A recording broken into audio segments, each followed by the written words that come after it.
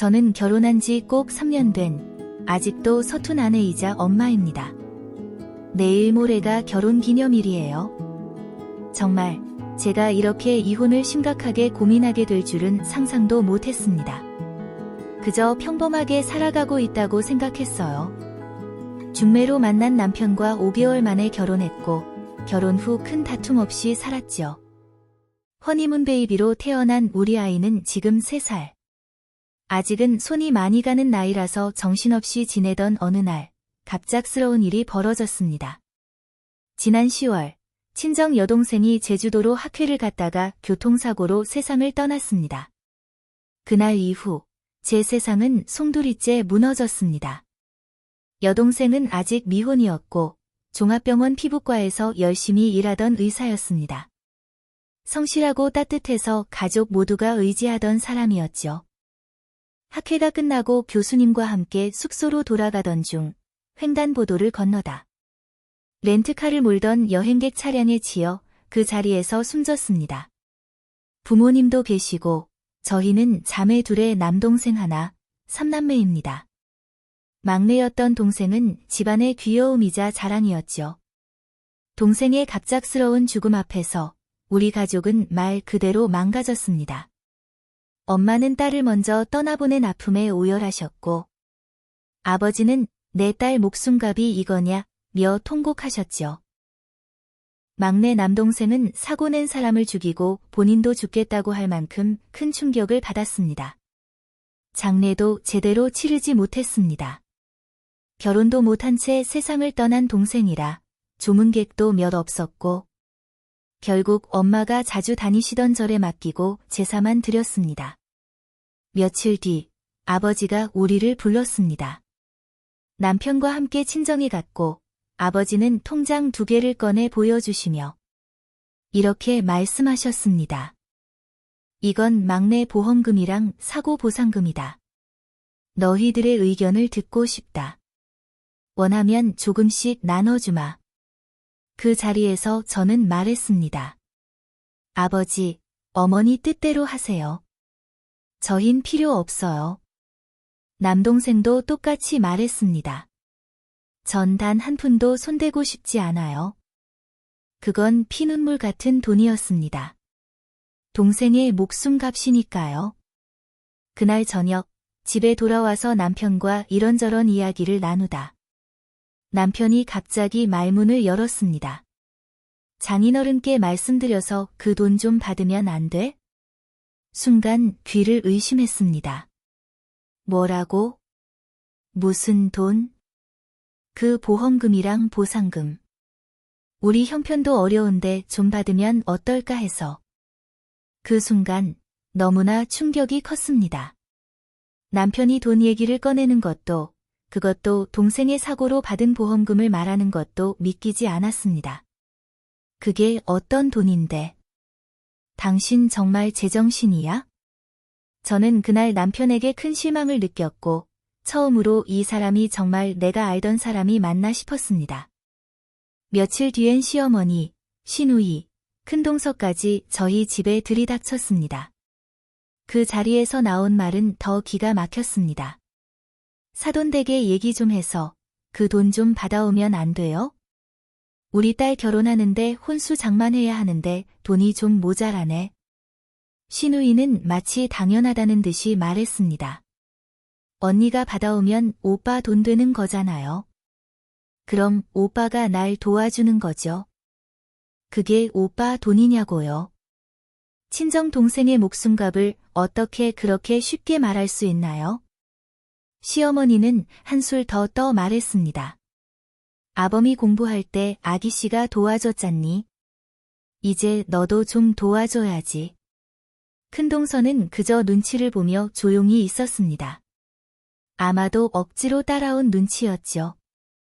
저는 말했습니다. 죄송하지만 그건 못해요. 친정에 그런 말 절대 못해요. 그 돈이 어떤 돈인지 모르세요? 결혼도 못한 제 생, 하루아침에 허망하게 잃고 받은 목숨값이에요. 하지만 시어머니는 단호했습니다. 사돈댁에서 너희가 원하면 준다고 했다며?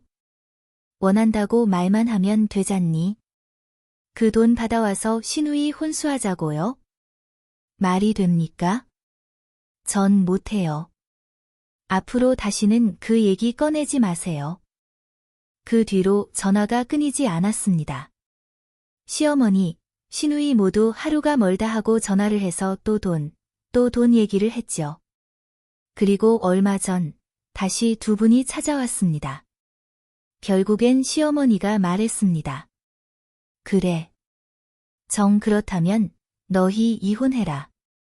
나는 시험이 말 우습게 아는 며느리 싫다.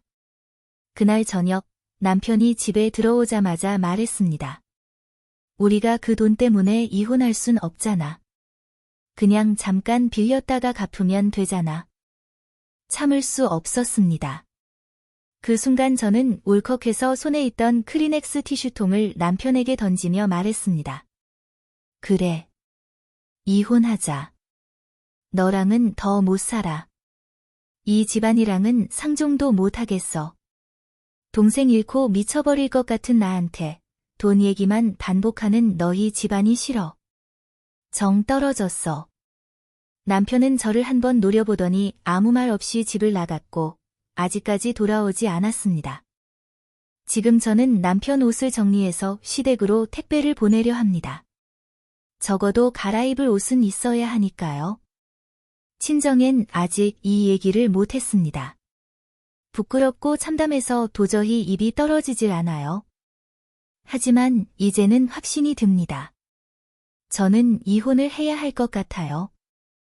3살 아이에게 미안하지만 이 결혼 생활은 이제 끝났다고 느낍니다. 돈 앞에 무너진 믿음, 가족이라는 이름으로 요구하는 뻔뻔한 손길.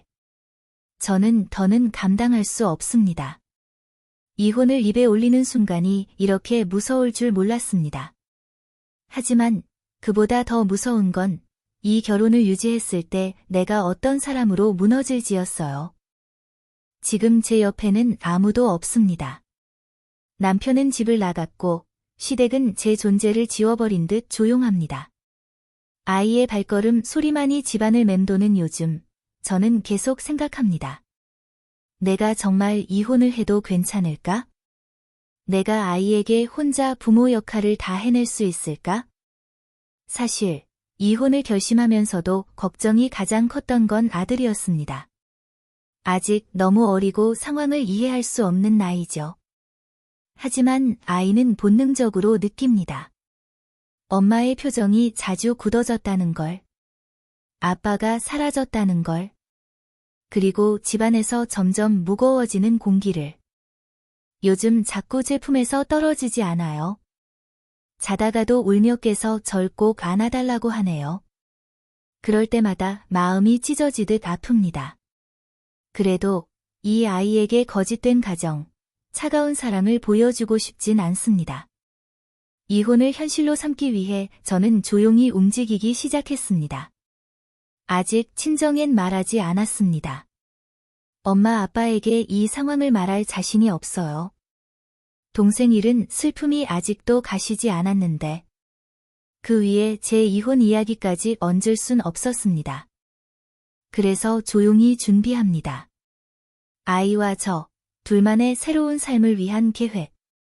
법적으로 어떤 절차를 밟아야 하는지, 양육권은 어떻게 확보해야 하는지, 재산 분할은 무엇을 기준으로 해야 하는지 하나하나 알아보는 중입니다.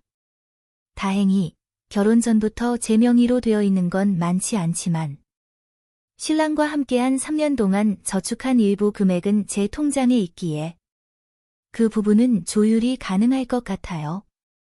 무엇보다 중요한 건 기록입니다. 시댁이 어떻게 행동했는지, 어떤 말들을 했는지 하나하나 메모장에 날짜별로 남기고 있어요. 정말 법정까지 가게 될 수도 있으니까요. 감정만으로 끝낼 수 없는 문제잖아요. 지금 가장 걱정되는 건 시댁의 반응이에요. 아마도 제가 먼저 이혼을 꺼내고 아이를 데려가겠다고 하면 양육권을 두고도 분명히 시비를 걸 겁니다. 그들은 손해보는 걸 견디지 못하는 사람들이니까요. 사람보다 돈이 먼저였던 이들이니까. 그래도 괜찮습니다. 혼자가 되는 게 두렵지 않은 건 제 옆에 아이가 있기 때문이에요.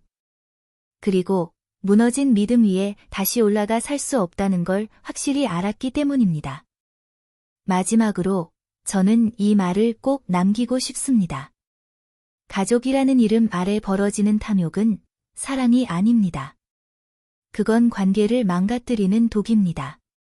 누군가의 죽음을 이득으로 여기고 그걸 요구하며 상대를 죄인처럼 몰아가는 사람들 곁에선 절대 행복할 수 없습니다. 저는 이제 더 이상 울고만 있지 않을 겁니다. 내 아이와 나를 지키기 위해서, 내 삶을 되찾기 위해서 조용히 단단하게 걸어 나가 보려 합니다.